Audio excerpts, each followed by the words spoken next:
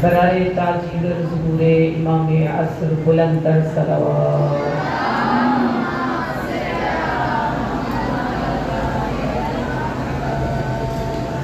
اعوذ باللہ من الشیطان اللعین الرجیم، بسم اللہ الرحمن الرحیم۔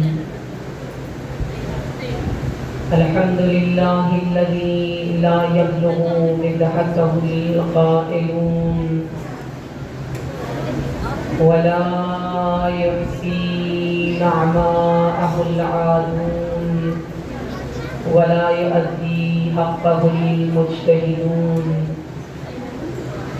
الذي ليس لصفته حد محدود ولا نعت موجود ولا وقت معدود ولا أجل ممدود فدل الخلائق بقدرته ونشر الرياح برحمته وبدد بالسحور ميدان أرضه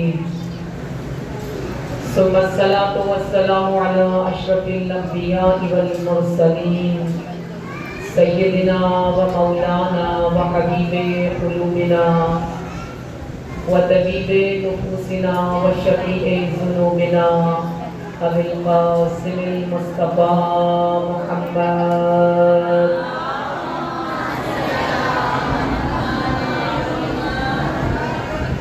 وعلى أهل بيته الطيبين الطاهرين المعصومين المنتجبين المظلومين سيما بقية الله في الأرضين روحي وأرواحنا لتراب مقدمه الفداء أما بعد فقد قال الله العظيم في القرآن المجيد والفرقان الحميد وقوله الحق وهو أصدق الصادقين بسم الله الرحمن الرحيم يريدون ليطفئوا نور الله بأفواههم والله متم نوره ولو كره الكافرون صلوات پڑھیے بر محمد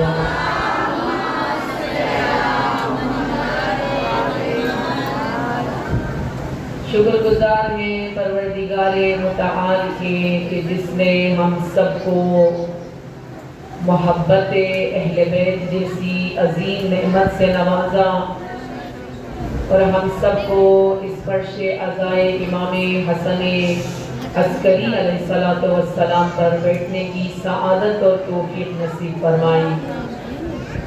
پیغمبر خدا کا فرمان ہے لِكُلِّ شَيْءٍ أَسَاسٌ وَأَسَاسُ الْإِسْلَامِ حُبُّنَا أَهْلُ الْبَيْتِ۔ ہر چیز کی ایک اساس ہوتی ہے، ہر چیز کی ایک بنیاد ہوتی ہے، اور اسلام کی بنیاد اور اساس ہم اہل بیت کی محبت ہے۔ اللہ اکبر۔ پھر جہاں معصوم فرماتے ہیں ان اللہ یعطی الدنیا من یحب ومن یبغض ولا یعطی الدین الا من یحب۔ خدا دنیا ہر ایک کو دے دیتا ہے، کافر ہو، مشرک ہو، منافق ہو، بت پرست ہو، آتش پرست ہو، جس فرقے، جس مسلک، جس مذہب سے تعلق رکھنے والا ہو، کوشش کرتا ہے خدا اس کو دے دیتا ہے، محنت کرتا ہے خدا اس کو دے دیتا ہے، مانگتا ہے خدا اس کو دے دیتا ہے، لیکن دین اور دین والوں کی محبت خدا صرف انہی لوگوں کو عطا کرتا ہے جن سے خدا خود محبت کرتا ہے۔ یہ محبت پروردگار ہے جو ہم سب کا انتخاب ہوا ہے۔ جب تک انتخاب نہ ہو ہمیں ان مجلسوں میں آنے کی توفیق نہیں مل سکتی۔ باقاعدہ نام لکھا جاتا ہے، باقاعدہ فہرست بنائی جاتی ہے، باقاعدہ دستخط ہوتے ہیں، باقاعدہ انتخاب ہوتا ہے، اور پھر جن جن کا انتخاب ہوتا ہے ان کو اس مجلس میں آنے کی توفیق پروردگار عالم عطا کر دیتا ہے۔ آج ہمارے 11ویں امام کی شہادت کا دن ہے۔ ہمارے 11ویں امام اس لحاظ سے بھی بہت مظلوم ہیں کہ سارا سال ہماری مجلسوں میں، ہماری محفلوں میں جس طرح سے ہمارے 11ویں امام کا ذکر ہونا چاہیے اس طرح سے نہیں ہوتا ہے۔ ہاں آپ امام حسین کا بہت ذکر کرتے ہیں، آپ سید الساجدین کا بہت ذکر کرتے ہیں، امام حسن کا بھی ذکر ہو جاتا ہے، لیکن جیسے جیسے آگے بڑھتے ہیں اماموں کا ذکر مجلسوں میں کم سے کم ہوتا چلا جاتا ہے۔ بالخصوص امام حسن عسکری علیہ السلام کا ذکر ہماری مجلسوں میں بہت کم ہوتا ہے۔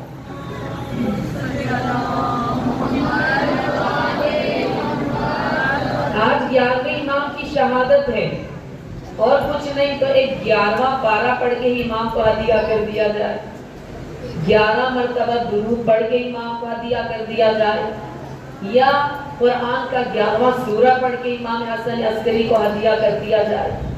کوئی تو ہدیہ آج کے دن میں ہمارے مولا ہمارے آقا امام حسن عسکری کے نام جانا چاہیے، وہ امام جو اب الامام المنتظر ہیں، جو ہمارے زمانے کے امام، منجی عالم بشریت، مستتر الہی، وہ جو ہمارے لیے منعم ہیں، جن کے وجود کی وجہ سے پروردگار عالم ہمیں نعمتیں عطا کر رہا ہے، ایک دن بھی دنیا کا باقی رہ جائے پروردگار عالم اس ایک دن کو بھی حجت خدا سے خالی نہیں رکھے گا۔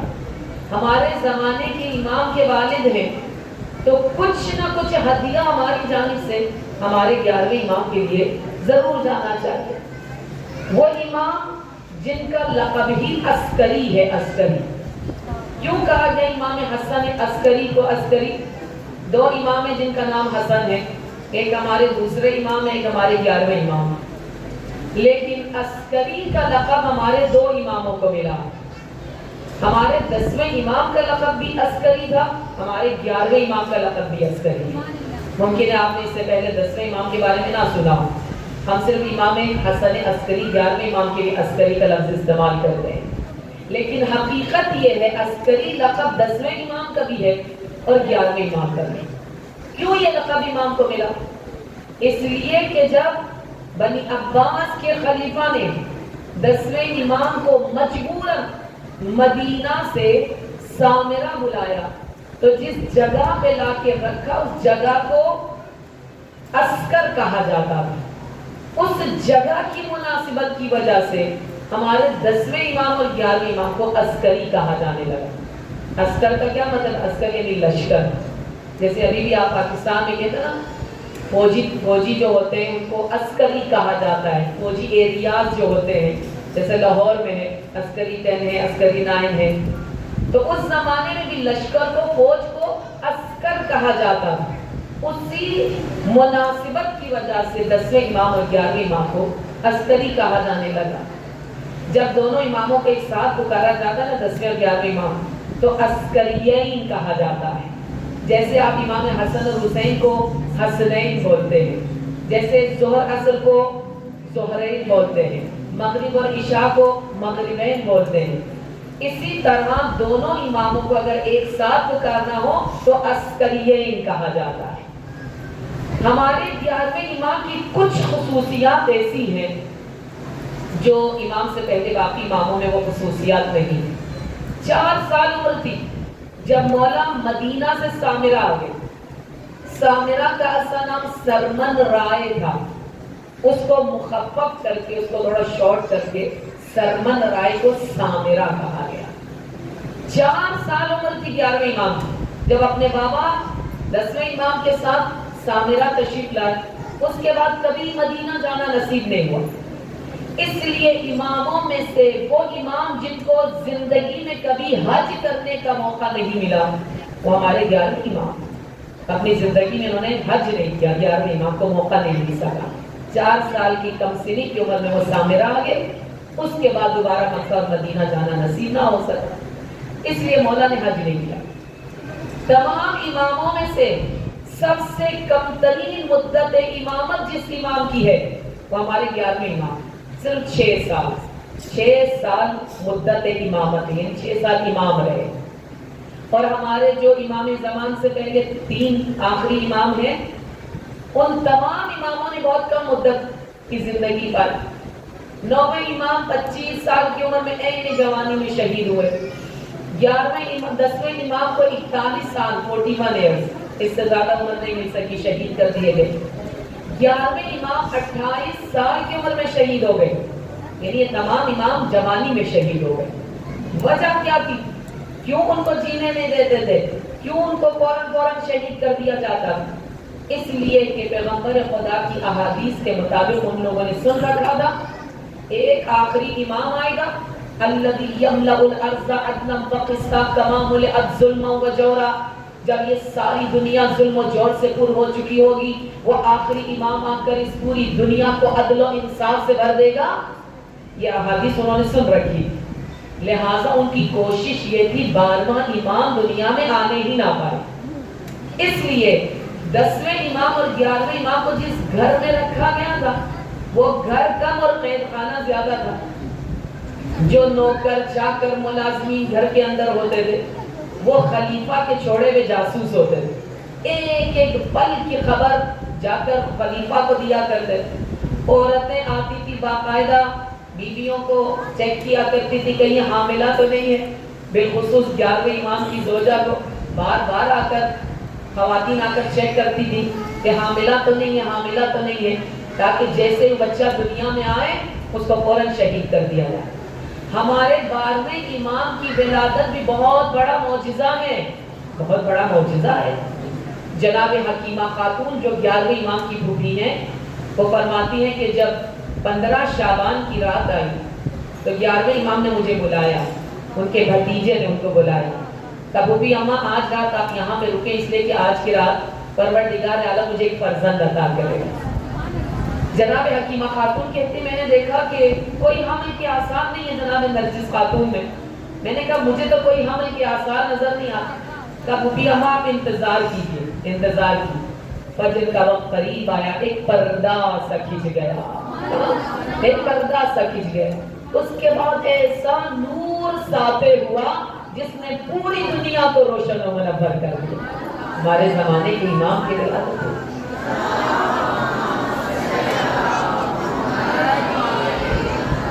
اللہ اکبر۔ سب سے کم مدت جس کی امامت ہے، ہمارے چوتھے امام کی مدت امامت 35 سال ہے، ہمارے 7ویں امام کی مدت امامت 35 سال ہے۔ امام زمانہ تو 1200 سال کے قریب ہو گئے، الحمدللہ زندہ ہیں، پردہ غیبت میں ہیں۔ سب سے کم مدت امامت 11ویں امام۔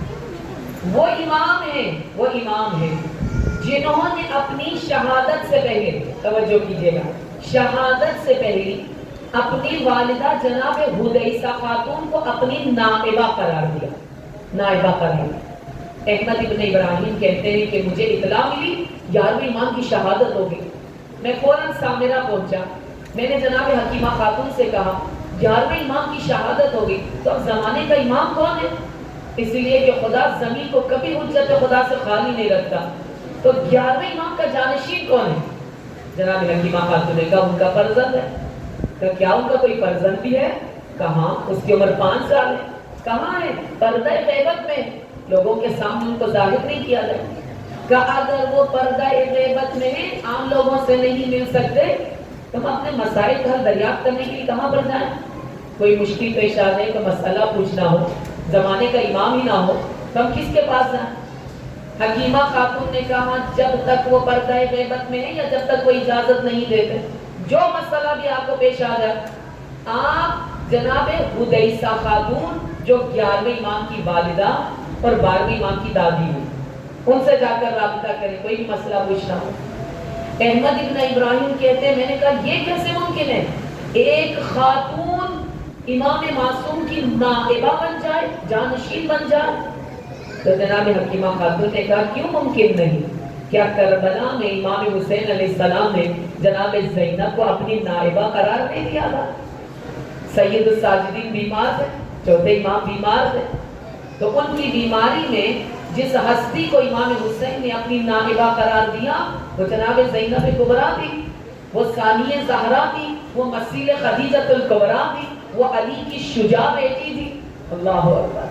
جب جناب زینب نے آ کر شام و کوفہ کے بازاروں میں خطبے دیے تھے نا، ہر سننے والا یہی کہہ رہا تھا منطقھا کمنطق ابیھا، کہ بیٹی بولتی ہے تو ایسا لگتا ہے اس کا بابا علی ابن ابی طالب بول رہا ہے۔ وہی لہجہ، وہی فصاحت، وہی بلاغت جو علی کی ذات کا حصہ ہوا کرتی تھی، وہی فصاحت و بلاغت جناب زینب کے لہجے سے چھلکتی. زینب کی شان پہ بلند تر صلوات. اللہم صلی علی محمد و آل.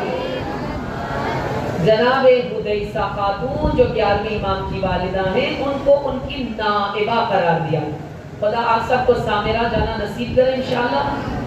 جب آپ سامرہ جاتے ہیں وہاں پر 2 اماموں کا حرم ہے، 10ویں اور 11ویں امام.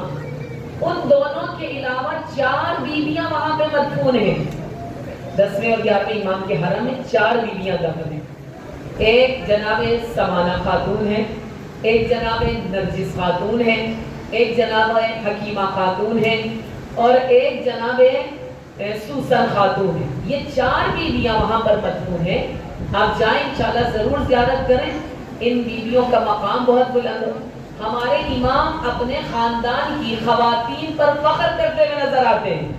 خود امیر المومنین فرمایا کرتے تھے اِنَّا لِيَ الْفَاطِمَةَ بِفَخْرِهَا. اگر پوری کائنات میں کوئی ہستی علی ابن ابی طالب کے لیے باعث فخر ہے تو وہ علی کی زوجہ فاطمہ الزہرا ہے. اللہ اکبر، کیا مقام ہے جناب زہرا کا. وہ علی جو خود فخر کائنات ہے، وہ علی جو خود شاہ ولایت ہے، وہ علی جو خود سید الانبیاء ہے، وہ علی جو خود اسد اللہ الغالب ہے. وہ علی کہتے ہیں پوری کائنات میں اگر کوئی خاتون علی ابن ابی طالب کے لیے باعث فخر ہو سکتی ہے تو میری زوجہ فاطمہ الزہرا ہے.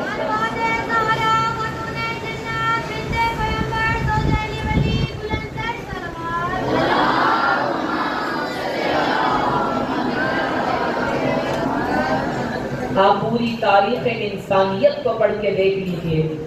ہر پیغمبر کے ساتھ، ہر امام کے ساتھ، ہر ہادی کے ساتھ، ہر پیشوا کے ساتھ خواتین شانہ بشانہ ہوتی. حضرت موسیٰ علیہ السلام کے ساتھ جناب آسیہ تھی، حضرت عیسیٰ کے ساتھ جناب مریم تھی، پیغمبر خدا کے ساتھ جناب خدیجۃ الکبریٰ تھی. اللہ اکبر. کون خدیجہ؟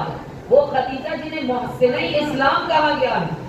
اتنے احسانات ہیں اسلام و مسلمین پر جناب خدیجۃ الکبریٰ کے کہ ہم ان احسانات کے بوجھ کے لیے اپنا سر بھی نہیں اٹھا سکتے. اتنے احسانات. آج اگر چمن اسلام سرسبز و شاداب ہے تو جناب خدیجہ کے احسانات کی وجہ سے. تمام ازواج میں سے جس زوجہ کو پیغمبر خدا بہت محبت کرتے تھے، احترام کرتے تھے اور ان کی رحلت کے بعد بہت زیادہ یاد کرتے تھے، جناب خدیجۃ الکبریٰ ہوا کرتی ہے. پیغمبر فرما دیتے ہیں خدیجہ وَأَيْنَ مِثْلُ خدیجہ صدقتنی نہ کذبت الناس. خدیجہ کہاں ہے پوری کائنات میں مثل خدیجہ؟ چراغ لے کر بھی ڈھونڈے تو ایسی بیوی نہیں مل سکتی. اَيْنَ خدیجہ، کہاں ہے خدیجۃ الکبریٰ؟ صدقتنی نہ کذبت الناس. اس وقت خدیجہ نے میری تصدیق کی جب ساری دنیا میری تکذیب کر رہی ہے، مجھے جھٹلا رہی ہے. مجھے ساحر کہا جا رہا تھا، مجھے مجنون کہا جا رہا تھا، مجھے پتھر مارے جا رہے، میرے رستے میں کوڑا کرکٹ پھینکا جا رہا تھا، کانٹے بچھائے جا رہے. اس وقت اگر کسی بیوی نے اپنی جان اور مال کے ساتھ میری اور اسلام کی مدد کی ہے تو وہ خدیجہ الکبریٰ ہے. اَيْنَ مِثْلُ خدیجہ، کہاں ہے مثل خدیجہ؟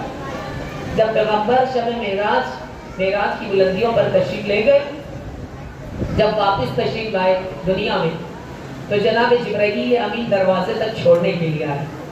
تو جبرائیل جب جا رہے تھے واپس، پیغمبر خدا نے فرمایا میرے بھائی جبرائیل تم میرے ساتھ ساتھ رہے، جنت دکھائی، جہنم دکھائی، 7 آسمان دکھائے، سدرۃ المنتہا تک میرے ساتھ گئے. جبرائیل اب آپ واپس جا رہے ہیں تو اگر آپ کی کوئی حاجت ہو، کوئی تمنا ہو، کوئی خواہش ہو، مجھے بتائیے، میں آپ کی خواہش کو پورا کروں. آپ فخر کریں، آپ اس نبی کی امت ہیں جو سید الملائکہ سے بھی کہتے ہیں کوئی آرزو ہو تو بتاؤ. آپ ایسے در پر آ کر اپنی حاجتوں کو مانگتے ہیں جو فرشتوں کے لیے بھی حاجت روا ہیں، جو ملائکہ کے لیے بھی مشکل کشا ہیں. ایسی ہستیوں کے در پہ آپ آ کے بیٹھتے ہیں. جبرائیل سے کہا کوئی خواہش، کوئی آرزو ہو تو بتائیں. تو جبرائیل نے کہا یا رسول اللہ حاجتی ان تقرأ السلام منی و من اللہ الی خدیجہ. ایک ہی آرزو ہے. اب ملائکہ کی آرزو میں ہماری آرزو میں جیسی تو نہیں ہوتی. ہم فوراً کہتے مال دے دے، صحت دے دے، اولاد دے دے، گھر دے دے، یہ دے دے، وہ دے دے. ملائکہ کو ان چیزوں کی ضرورت نہیں. جناب جبرائیل نے کہا پروردگارا یا رسول اللہ ایک ہی عرض ہے. وہ عرض کیا میری جانب سے اور اللہ کی جانب سے خدیجہ الکبریٰ کو سلام کہے. اللہ اکبر. کیا مقام ہوگا اس بیوی کا جس پر ملائکہ سلام بھیجتے ہوں گے. منی و من اللہ السلام، میری جانب سے اور اللہ کی جانب سے خدیجہ الکبریٰ کو سلام کہے. جب پیغمبر خدا نے جناب خدیجہ کو وہ سلام پہنچایا، جتنا حسین سلام تھا اس سے بڑھ کر حسین جواب آیا. خدیجہ نے کہا ان اللہ هو السلام ومنہ السلام والیہ یعود السلام. خدا تو خود سلام ہے، خدا خود سلام. کبھی آپ اسماء الحسنی پڑھ کر دیکھیں، سورہ حشر میں بھی آپ پڑھ کر دیکھیں هو اللہ الذی لا الہ الا هو الملک القدوس السلام. سلام اللہ کے ناموں میں سے ایک نام ہے سلام. اور کبھی خود اللہ پر سلام نہیں بھیجا جاتا. کبھی آپ نے غور کیا؟ آپ انبیاء پر سلام بھیجتے ہیں، آپ ائمہ پر سلام بھیجتے ہیں، اللہ پر کبھی سلام نہیں بھیجا جاتا. جانتے ہیں اس کی وجہ کیا؟ کیونکہ اللہ سلامتی کا محتاج ہی نہیں ہے. سلامتی کا محتاج. ہمارا زیارتوں میں سلام کرنا یہ بہت بڑی دلیل ہے اس بات کی کہ ہم انبیاء اور ائمہ کو عبد الہی مانتے ہیں. ہم ان کو اللہ کے بندے مانتے ہیں، اس لیے اللہ کی جانب سے سلامتی کے محتاج مانتے ہیں. اللہ پر کبھی سلام نہیں بھیجا جاتا کیونکہ خدا غنی مطلق ہے، اس کو ہماری جانب سے سلامتی کی ضرورت نہیں. ان اللہ هو السلام ومنہ السلام والیہ یعود السلام. خدا خود سلام ہے، تمام سلامتیاں اللہ کی جانب سے ہیں اور ہر سلامتی کی بازگشت پروردگار عالم کی جانب. اللہ اکبر. یا رسول اللہ، یا علی، یا علی. اللہم صلی علی محمد و آل محمد. لہذا ہر نبی کے ساتھ، ہر امام کے ساتھ جو بھی قیام کیے گئے، جو بھی انقلابات برپا ہوئے، خواتین اور بیویاں شانہ بشانہ. کربلا میں شریکۃ الحسین کون تھی؟ جناب زینب کبریٰ تھی. اللہ اکبر. امام حسین کے شانہ بشانہ جناب زینب تھی. مولا علی کے شانہ بشانہ جناب فاطمہ الزہرا تھی. جناب زہرا کا ایک لقب مدافع، یہ ولایت ہے، یعنی ولایت کا دفاع جس طرح سے فاطمہ الزہرا نے کیا، کائنات میں شاید کسی نے ایسا دفاع ولایت کا نہیں کیا. امام رضا کے ساتھ جناب معصومہ تھی. لہذا تمام جتنے بھی قیام ہوئے، جتنے بھی انقلابات آئے، ہمیشہ ہر جگہ خواتین آپ کو شانہ بشانہ نظر آتی. اللہ نے خواتین کو بہت بلند مقام عطا کیا ہے. آپ فخر کریں کہ خدا نے آپ کو یہ مقام عطا کیا ہے. جنت باپ کے قدموں تلے نہیں ہوتی، جنت ماں کے قدموں تلے ہوتی ہے. الجنت تحت اقدام امہاتکم، جنت ماں کے قدموں تلے ہے.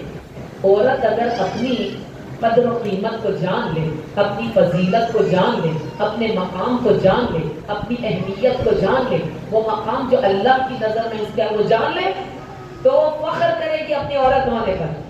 یہ ہمارا معاشرہ ہے جو عورت کی تذلیل کرتا ہے. وہ جاہلیت کا دور تھا جب بیٹیوں کو زندہ درگور کر دیا جاتا. اسلام آیا تو اسلام نے بتایا کہ عورت کا کیا مقام ہے. عورت کا یہ مقام ہے کہ زہرا مرضیہ تشریف لائیں تو پیغمبر خدا احتراماً اپنی جگہ سے کھڑے ہو جائیں.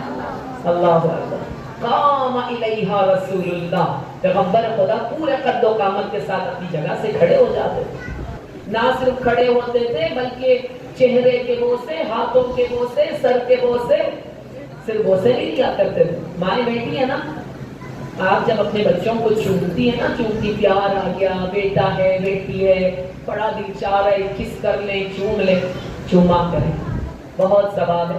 پتہ کتنا ثواب؟ ایک کس جو آپ کرتے ہیں نا اپنے بچے کو، ایک مرتبہ جو چومتے ہیں، ہر چومنے کے بدلے میں، ہر بوسے کے بدلے میں خدا 500 سال اعمال صالح انجام دینے کا ثواب آپ کے نامہ اعمال میں لکھ دیتا ہے. اللہ اکبر. کیوں آپ کو اتنا بلند مقام کیوں ملا ہے؟ اس لیے کہ آپ کی گود میں جو انسان اترتا نا وہ خلیفۃ اللہ ہے، وہ اللہ کا خلیفہ ہے۔ خدا کہتا ہے نفخت فیہ من روحی، اے انسان تجھے اشرف المخلوقات بنایا، اور تجھے پیدا کرنے کے بعد تیرے بدن میں جو روح پھونکی ہے نا وہ الہی روح ہے، وہ خدائی روح ہے، وہ ربانی روح ہے۔ اس لیے امیر المومنین نے نہج البلاغہ میں فرمایا من عرف نفسہ فقد عرف ربہ، جس نے خود کو پہچان لیا اس نے اپنے پروردگار کو پہچان لیا۔ کیوں؟ اس لیے کہ میرے اندر جو روح ہے نا وہ الہی روح ہے، وہ ربانی روح ہے، وہ خدائی روح ہے۔ جتنا جتنا میں اپنے آپ کو پہچان لوں اتنا اتنا میں اپنے پروردگار کو پہچان لوں۔ اللہ اکبر، یہ مقام ہے انسان۔ خدا کہتا ہے یا ابن آدم، بہت پیاری حدیث قدسی ہے، یا ابن آدم خلقت الاشیاء لاجلک وخلقتک لاجلی، اے ابن آدم تمام اشیاء کو میں نے تمہارے لیے خلق کیا، سورج، چاند، ستارے، زمین، آسمان، پہاڑ، دریا، جانور، سبزیاں، یہ وہ سب انسان کے لیے خلق کیا، انسان کے لیے خلق کیا۔ تمہیں کس لیے خلق کیا؟ ہاں، جتنا جتنا کسی چیز کی خلقت کا مقصد بلند ہوتا ہے نا اتنا اتنا اتنا اس کا مقام بلند ہو جاتا ہے۔ یہی بات ہے، اگر تمام کائنات کو خدا نے آپ کے لیے خلق کیا ہے، آپ کو کس لیے خلق کیا؟ خدا کہتا ہے خلقتک لاجلی، اے انسان تجھے میں نے اپنے لیے خلق کیا۔ اللہ اکبر۔ اور آپ کو کیا مقام چاہیے؟ ملائکہ کو اشرف المخلوقات نہیں کہا گیا، اشرف المخلوقات کا تاج انسانوں کے سر پہ سجا ہے، لہٰذا اپنے مقام کو پہچانیں۔ عورتیں اپنے مقام کو پہچانیں۔ ایک عورت کیا کیا کام کر سکتی، اہل بیت سے منسلک خواتین نے یہ بتایا۔ جناب حذیفہ خاتون 11ویں امام کی والدہ اپنے بیٹے کی نائبہ بن جاتی ہے، نائبہ۔ امام حسن عسکری کا دور بہت سخت دور، بہت سخت دور، شیعوں کو ملنے کی اجازت نہیں تھی مولا سے۔ مولا نے کچھ خاص خاص وکیل قرار دیے ہوئے تھے 11ویں امام میں، کچھ خاص خاص وکیل ہیں، ان کے ذریعے سے اپنے شیعوں کے ساتھ رابطے میں رہتے تھے۔ 6 سال جو مدت امامت تھی، 3 سال ہمارے 11ویں امام قید خانے میں رہے۔ تاریخ قید خانہ جو تہ خانے میں بنا ہوتا تھا، جس کا دروازہ خلیفہ کے تخت کے پاس کھلتا تھا، اور انتہائی افلاس اور غربت کے عالم میں کھانے پینے کی تنگی، روشنی نہیں جس جگہ جاتی، جہاں ہوا نہیں جاتی، وہاں پر 11ویں امام کو قید کر کے رکھا جاتا تھا۔ کچھ عرصے کے بعد مولا کو کچھ دنوں کے لیے آزادی مل جاتی، پھر مولا کو تہ خانے میں بھیج دیا جاتا تھا، اس تہ خانے میں بھیج دیا جاتا۔ ایک مرتبہ 11ویں امام کے دور میں سامرہ میں شدید قحط پڑ گیا، اتنا شدید کہ لوگ بھوکوں مرنے لگے، بارش نہیں برس رہی تھی، پودے سوکھ گئے، شجر سوکھ گئے، سب کچھ تباہ و برباد ہو گیا۔ تو اس زمانے میں متوکل عباسی تھا، متوکل عباسی وہ ملعون خلیفہ ہے کہ جس نے امام حسین کی زیارت پہ پابندی لگائی۔ آپ قدر کریں، پیسہ ہو، ویزا لگایا، ٹکٹ لیا، فوراً کربلا پہنچ گئے، ایسا ہی ہے۔ اس زمانے میں باپ قربانی دیتا تھا، بیٹا زیارت کے لیے جاتا، بیٹے کی قربانی دی جاتی تھی تو باپ زیارت کے لیے جاتا، ایک پیر کاٹ دیا جاتا تھا، ایک پیر پہ زیارت کے لیے جایا جاتا، ہاتھ کاٹ دیے جاتے تھے، آنکھیں نکال دی جاتی تھی، پھر کہیں جا کر امام حسین کی زیارت پہ جانے کی اجازت ملی۔ وہ ملعون تھا متوکل عباسی کہ جس نے امام حسین کی قبر پر نہر فرات کے پانی کو چھوڑ دیا تھا، دریائے فرات۔ یہ اللہ کا معجزہ تھا کہ پانی امام کی قبر کے اطراف سے گزر گیا، امام کی قبر کو کوئی نقصان نہیں پہنچا۔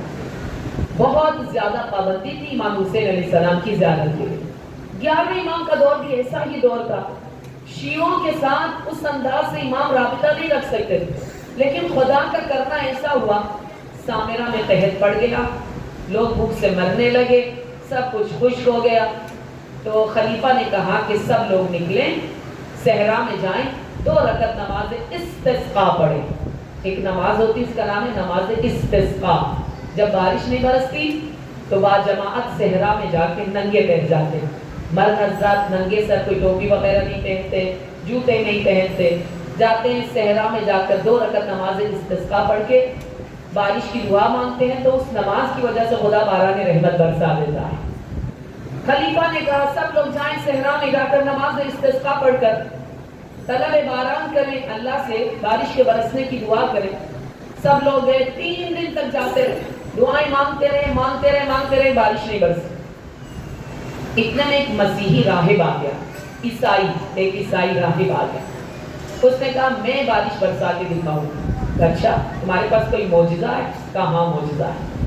وہ گیا ایک سائڈ پہ کھڑے ہو کر اس نے دونوں ہاتھوں کو آسمان کی جانب بلند کیا. اس کا دعا کرنا تو فوراً بادل چھا گئے، موسلا دھار بارش برسنا شروع ہو گئی. لوگ بڑے حیران ہوئے، ہم تو 3 دن سے یہاں نماز پڑھ رہے ہیں، دعا مانگ رہے ہیں، ہمارے دعا کرنے پہ تو بارش نہیں برس. ایک مسیحی کے کہنے پہ بارش برس گئی. دوسرے دن بھی یہی ہوا، تیسرے دن بھی یہی ہوا. لوگ مرتد ہونا شروع ہو گئے. مرتد کسے کہتے ہیں؟ جو اسلام چھوڑ کر دوبارہ کافر ہوتا ہے، اس کو مرتد کہا جاتا ہے. لوگ مسیحی ہونا شروع ہو گئے، مسیحیت کی جانب. اچھا یہ کوئی صحیح دین ہے جس کی وجہ سے ایک مسیحی کے دعا مانگنے پہ قبول ہو گئی؟ ہم مسلمانوں نے دعا مانگی تو قبول نہیں. لوگ اسلام چھوڑ کر مسیحیت کی طرف جانے لگے. جب یہ خبر خلیفہ کو پہنچی، اس کو کوئی چارہ نظر نہیں آیا. اس نے قید خانے میں سے 11ویں امام کو نکالا اور کہا کہ اے ابو محمد، کیونکہ ہماری 11ویں امام کی کنیت ابو محمد، اے ابو محمد اپنے جد کی امت کی خبر لیجئے، اسلام چھوڑ کر مسیحیت کی جانب جا رہے ہیں. مولا نے فرمایا کل تمام لوگوں کو دوبارہ اسی صحرا میں بلایا جائے اور اس مسیحی راہب کو بھی بلایا جائے. وہاں پہ دودھ کا دودھ، پانی کا پانی ہو جائے. سب آگے صحرا میں آ گئے. وہ مسیحی راہب آیا، مولا نے فرمایا کہ دعا مانگو. اس نے دعا مانگی، فوراً بارش برسنا شروع ہو گئی. مولا نے ایک شخص سے کہا جاؤ، اس کے ہاتھ میں ایک ہڈی دبی ہوئی ہے، وہ ہڈی نکال کے لے آ. وہ شخص گیا، دیکھا واقعی اس کے ہاتھ میں ایک ہڈی ہے. وہ ہڈی لے کر آ گیا. مولا نے فرمایا اب دعا مانگو. اس نے یوں کیا، جو بادل چھائے ہوئے تھے وہ چھٹ کے دھوپ نکل آئی. کہ یہ کیا معجزہ ہے؟ کہ معجزہ اس کا نہیں تھا، معجزہ اس ہڈی کا تھا. ہڈی کسی پیغمبر کی ہڈی تھی جو قبر سے نکالی گئی. اللہ اکبر. اور پیغمبر کے اعضاء بدن کی یہ خصوصیت ہوتی ہے کہ مرنے کے بعد قبر سے نکال کر اگر اس کو زیر آسمان لایا جائے تو آسمان فوراً باران رحمت برسانا شروع کر دیتا ہے. یہ کمال اس کا نہیں تھا، یہ کمال مسیحیت کا نہیں تھا، یہ کمال اس ہڈی کا تھا جو اس کے ہاتھ میں دبی. اللہ اکبر. امام نے وہاں پر ثابت کر دیا. لہٰذا خلیفہ مجبور ہو گیا، امام کو دوبارہ قید خانے میں نہ ڈال سکا 11ویں امام کو. امام گھر پہ تھے، 12ویں امام کی ولادت. اللہ اکبر. ہمارے زمانے کے امام، اکثر ہمارا دل کہتا ہے نا ہر زمانے کے لوگوں نے اپنے زمانے کے پیغمبر کو دیکھا، 11ویں امام تک ہر زمانے کے لوگوں نے اپنے زمانے کے امام کو دیکھا. نہ جانے ہماری قسمت کیا ہے کہ ہم اپنے 12ویں امام کو نہیں دیکھ سکتے، اپنے زمانے کے امام کی زیارت نہیں کر سکتے. تو اس کا جواب یہ ہے کہ تمام زمانے کے لوگوں سے آپ کو افضل کہا گیا ہے. پوری توجہ سے میری بات سنیے گا. یہ رب کا آمد بند کر دیں، جو آ رہے ہیں وہ پیچھے بیٹھے، آگے نہ آئے. بڑی مہربانی، ڈسٹربنس ہو رہی ہے، پیچھے جا کر بیٹھے. اب کوئی آگے نہ آئے. درود پڑھیں محمد والے محمد.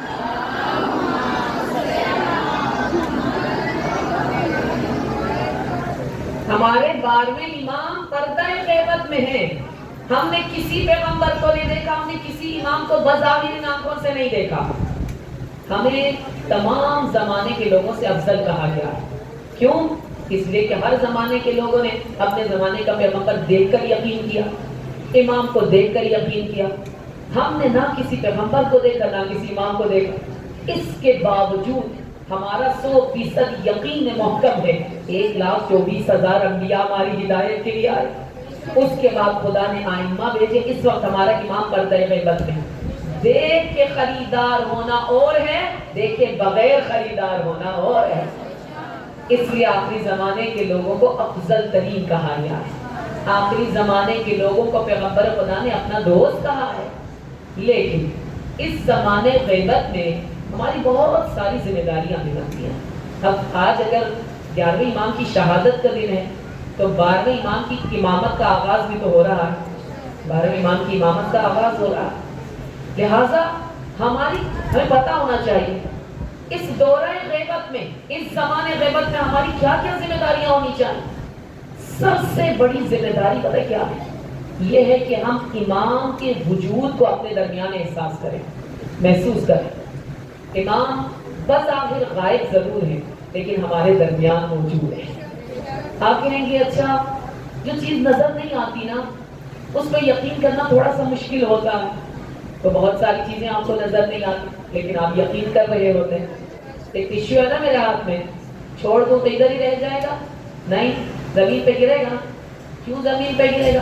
گریویٹی کی وجہ سے، کشش ثقل، قوت جاذبہ جو زمین میں موجود ہے، یہ ٹشو کو فضا میں رکنے نہیں دے گا، یہ زمین پہ گر جائے گا اس قوت جاذبہ کی وجہ سے۔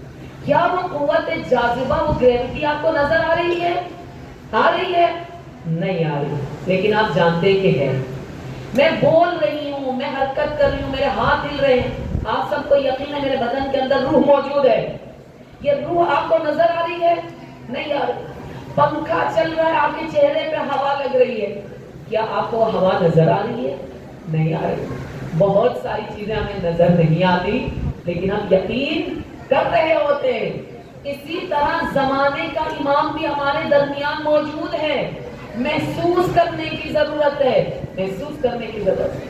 مولا فرماتے ہیں میرے شیعو یہ نہ سمجھنا میں تم سے دور ہوں، اِنَّ شِیعَتَنَا أَشَدُّ اِتِّصَالًا مِنَّا بِالشُّعَاءِ الشَّمْسِ مِنَ الشَّمْسِ، میں اپنے شیعوں سے اس طرح سے جڑا ہوا ہوں جس طرح سورج کی کرن سورج سے جڑی ہوتی ہے۔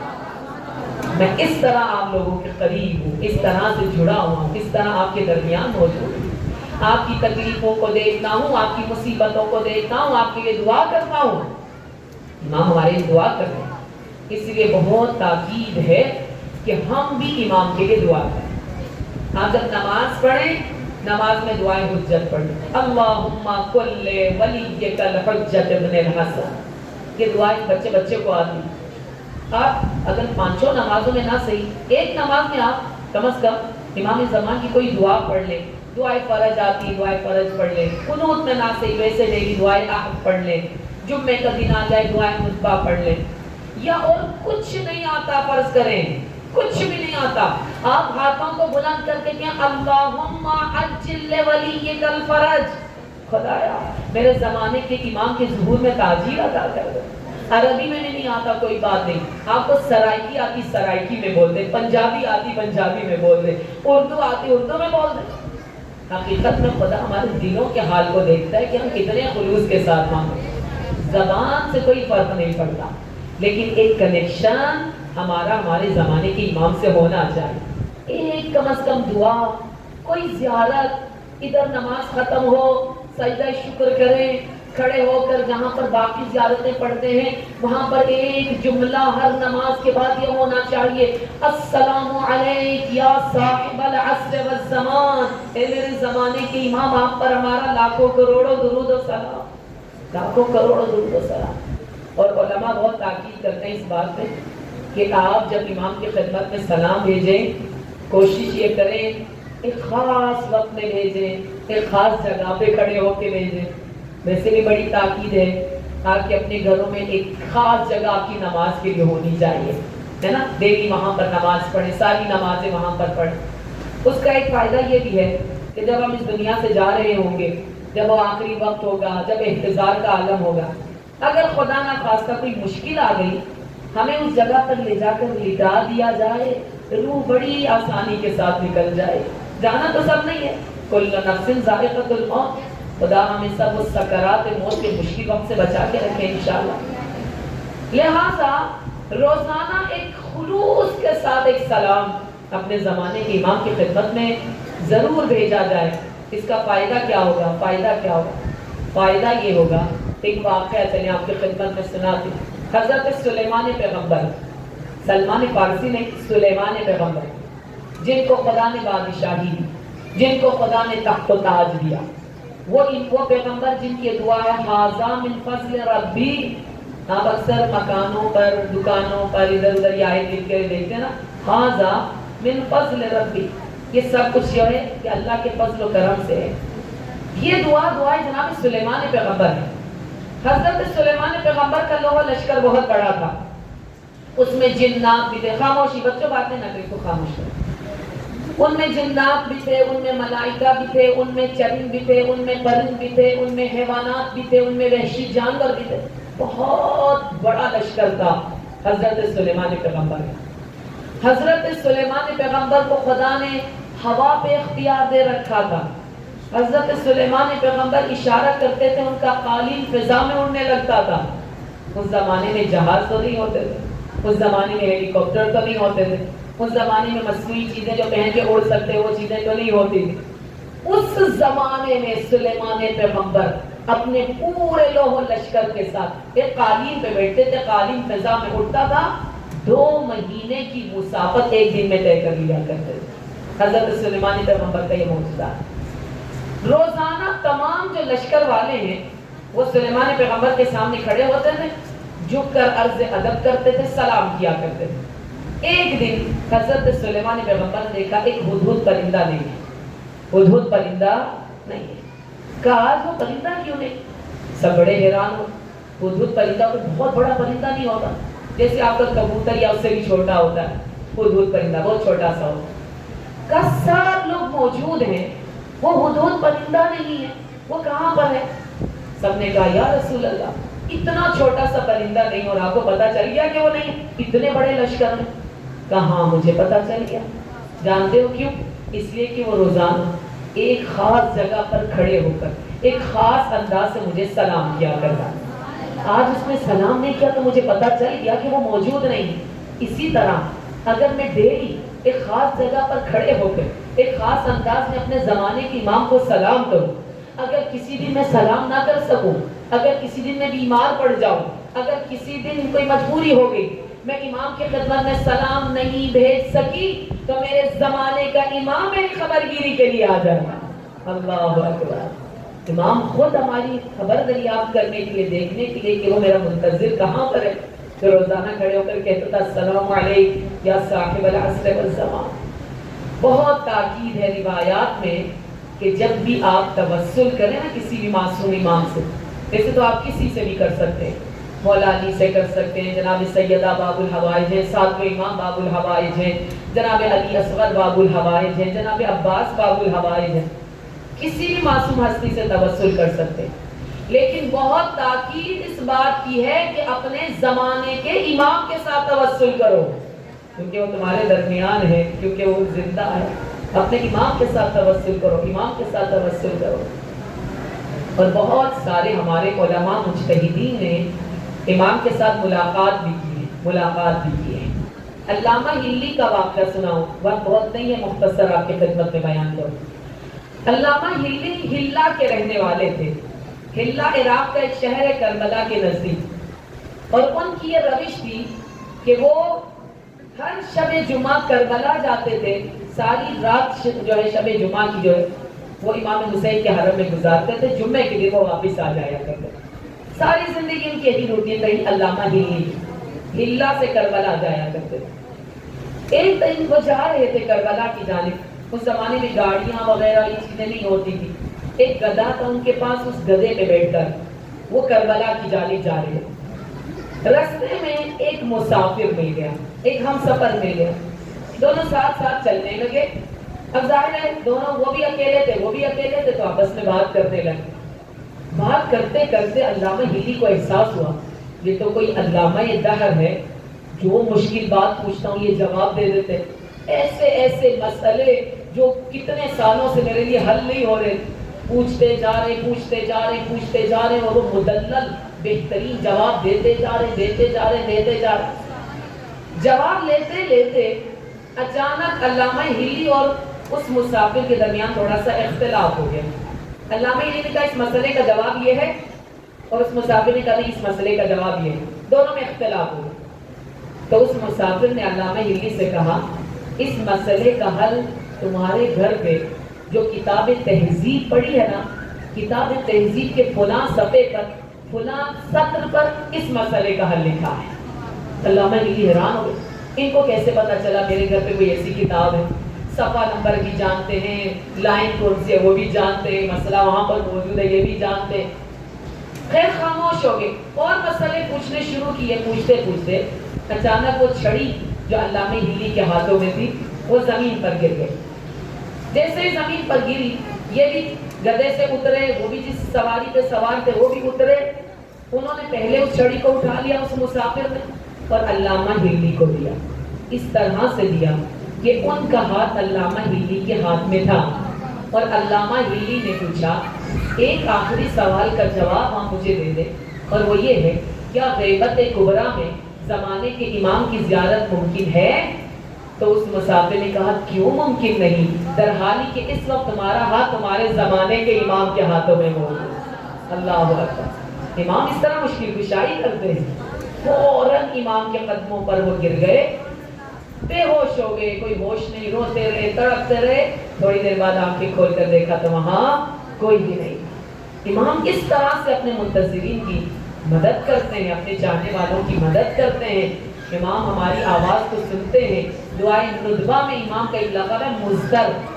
این المزدرو، کہاں ہے میرے زمانے کا وہ امام جو اپنے ماننے والوں کی اضطراب اور پریشانی کو دیکھ کے ان سے زیادہ پریشان ہوتا ہے. ہمارے لیے ہمارے زمانے کے امام دعا کرتے ہیں. ایک دعا ہم کریں تو نہ جانے کتنی دعائیں امام وقت ہمارے لیے کرتے ہیں. امام کو ہمیشہ اپنی دعاؤں میں یاد رکھیں. امام کی سلامتی کے لیے صدقہ دیں، دعائے حجت پڑھیں، امام کی ایک زیارت پڑھیں روزانہ، جو بھی زیارت آپ کو آتی ہو. زیارت آل یاسین پڑھیں، دعائے ندبہ پڑھیں، دعائے احد پڑھیں. میں نہیں کہتی سارا آپ ایک دن میں ہی پڑھ لیں، لیکن کوئی ایک چیز کم از کم ایسی ضرور ہونی چاہیے جس سے پتہ چلے کہ ہم اپنے زمانے کے امام کا انتظار کر رہے ہیں. ہمارے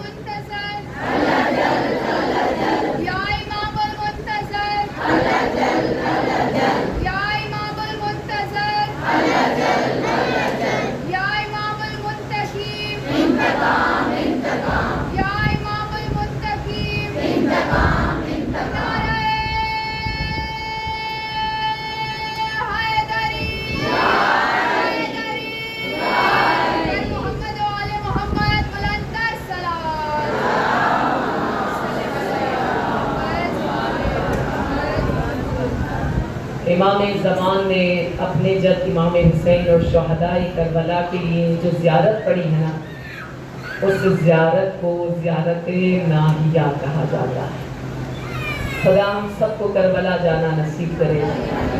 کربلا جا کر امام حسین کے حرم کے سامنے، زری کے سامنے کھڑے ہو کر زیارت ناہیہ پڑھنا نصیب ہو انشاءاللہ. ناہیہ لفظ آیا ہی نوحہ سے ہے. ناہیہ اور نوحہ ہم معنی ہے.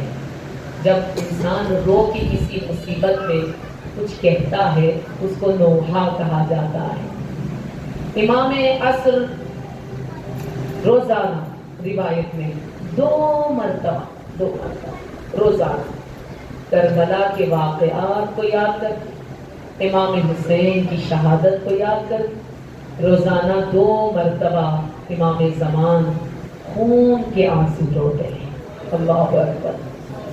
جب ایک عالم نے دعا کی تھی پروردگار مجھے حقیقت میں بھی دکھا دے کیا میرے زمانے کا امام خون کے آنسو روتا ہے، تو عالم مکاشفہ میں انہوں نے دیکھا تھا کہ امام زمان کی آنکھوں سے حقیقت میں خون کے آنسو ٹپک رہے ہیں.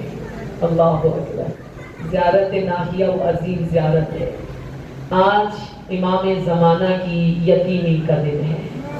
دعا کیجئے گا خدا کسی کمسن بچے کو بچپنے میں یتیم نہ کرے. لیکن ایک جملہ میں اپنے زمانے کے امام سے ضرور کہوں گی، ضرور کہوں گی مولا آپ یتیم ضرور ہوئے لیکن آپ کی یتیمی اپنے ساتھ تماچے تو نہیں لائی، آپ کی یتیمی اپنے ساتھ تازیانے تو نہیں لائی. میرا سلام حسین کی اس 3 سالہ یتیمہ پر جو اپنے بابا کے بعد جب بابا کہہ کر پکارتی تھی تو شمر کے تماچے لگتے تھے، پشت پر تازیانے برسائے جاتے تھے. وہ معصوم بچی ہر تماچے پہ اپنے بابا کے کٹے ہوئے سر کی جانب دیکھتی تھی، ایک ہی جملہ کہتی تھی بابا میرا رخسار بہت چھوٹا ہے، شمر کا تماچا بہت بڑا ہے، بابا میرا چہرہ بہت چھوٹا ہے، شمر کا ہاتھ بہت بڑا ہے۔ وہ بی بی جو کربلا سے کوفہ سے شام تک العطش العطش کہتی ہوئی چلی گئی، جس کو زندان شام سے زندہ نکلنا نصیب نہ ہو سکا، وہ حسین کی 3 سالہ یتیمہ تھی۔ اے میرے زمانے کے امام، آج آپ کی یتیمی کا دن ہے۔ ہمارے 2 امام جن کا نام حسن ہے، دونوں کو ہی زہر دے کر شہید کیا گیا۔ امام حسن مجتبیٰ کو ایسا زہر دیا گیا، لمحوں میں میرے مولا کا جگر ٹکڑے ٹکڑے ہو کر دشت میں گر گیا۔ روایت میں ہے جب قیامت آئے گی، جناب فاطمہ الزہرا میدان محشر میں آئے گی، آ کر عرش الہی کے سائے میں کھڑی ہو جائے گی۔ اے پروردگار، مجھے میرے دونوں بیٹوں کی شہادت کے منظر دکھا دے۔ ارے ایک پردہ سا کھینچا جائے گا، بی بی نظریں بلند کر کے دیکھیں گی، امام حسن مجتبیٰ کو شربت کے جام میں زہر دیا جا رہا ہے، امام کے جگر کے ٹکڑے کٹ کٹ کے دشت میں گر رہے ہیں۔ زہرا ایک چیخ مار کے میدان محشر میں بے ہوش ہو کر گرے گی۔ خدایا میرے حسن کا قصور کیا تھا؟ اے پروردگار، مجھے میرے حسین کی شہادت بھی دکھا دے۔ ارے سنیں گی، ایک منظر وہاں بھی نظر آئے گا، ایک پردہ وہاں بھی کھینچا جائے گا۔ زہرا دیکھے گی، شمر لعین جالس علی صدر، حسین کے سینے پہ شمر لعین بیٹھا ہے، ایک مٹھی میں حسین کے بالوں کو جکڑ رکھا ہے، ایک ہاتھ میں خود خنجر تھام رکھا ہے۔ ارے سر حسین کو زمین کربلا پہ مارتا جاتا ہے، خنجر چلتا نہیں، خنجر اتنا کند ہے، خنجر کی ضربیں لگا رہا ہے۔ زہرا اپنی جھولی پھیلا کر بیٹھی ہے، ایک مرتبہ سر حسین تن سے جدا ہوتا ہے، خاتم غیبی آواز دیتی ہے، الا قد قتل الحسین بکربلا، الا قد ذبح الحسین بکربلا۔ بی بی بے ہوش ہو کر پھر سے میدان محشر میں گرتی ہے۔ اے پروردگار، میرے حسین کا قصور کیا تھا؟ ارے 3 دن کا بھوکا پیاسا سرزمین کربلا پہ ذبح کر دیا گیا۔ میں کہوں گی بی بی، آج ہم آپ کے بیٹے حسن عسکری کا پرسہ دینے کے لیے آئے ہیں۔ امام حسن عسکری کو بھی زہر دیا گیا۔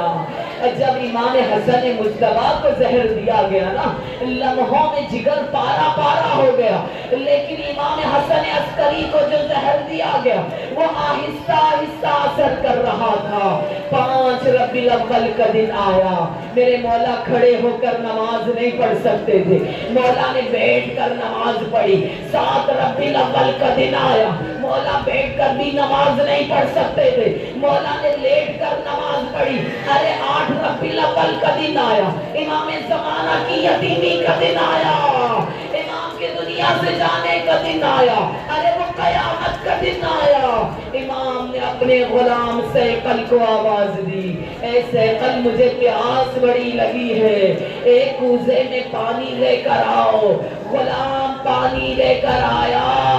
سنیں گی امام زمانہ کو پرسہ دینے والی، جب امام نے وہ پیالہ اپنے ہونٹوں کے قریب کیا، پیالہ ہاتھوں سے چھوٹ گیا، مولا پیاسے ہی دنیا سے رخصت ہوئے، یہ کہتے ہوئے میرا سلام میرے جد امجد حسین کے خشک ہونٹوں پر، وہ حسین جو وقت آخر کہہ کر گئے تھے، اے میرے شیعوں جب بھی کبھی ٹھنڈا پانی پینا، حسین کے خشک لبوں کو یاد کر لینا، اجرکم علی اللہ، اجرکم علی اللہ۔ مولا کا جب آخری وقت تھا نا، اپنے غلام سے کہا یہ چٹائیاں ہٹا دو، یہ دریا ہٹا دو، مجھے خاک پر لٹا دو، مجھے اپنے جد کا خاک پہ پڑا ہوا بے گور و کفن لاشا یاد آتا ہے۔ امام کو خاک پہ لٹایا گیا، پانی پینا نصیب نصیب نہیں ہوا. جس طرح حسین پیاسے دنیا سے گئے, میرا 11واں امام بھی پیاسا دنیا سے گیا.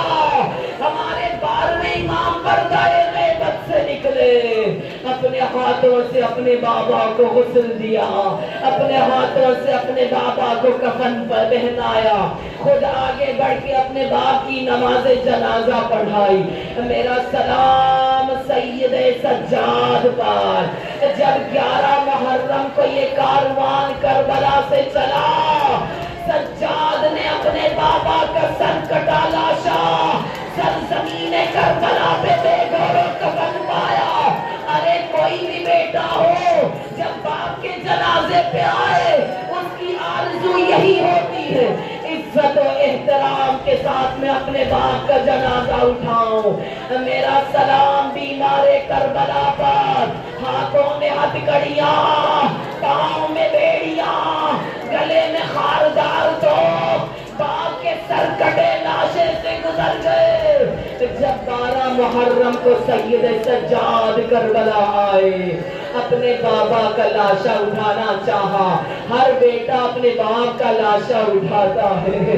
سید سجاد نے اپنے باپ کا لاشا سمیٹا میدان کربلا سے, اپنی عبا کو بچھایا, بکھرے ہوئے اعضائے بدن اٹھائے.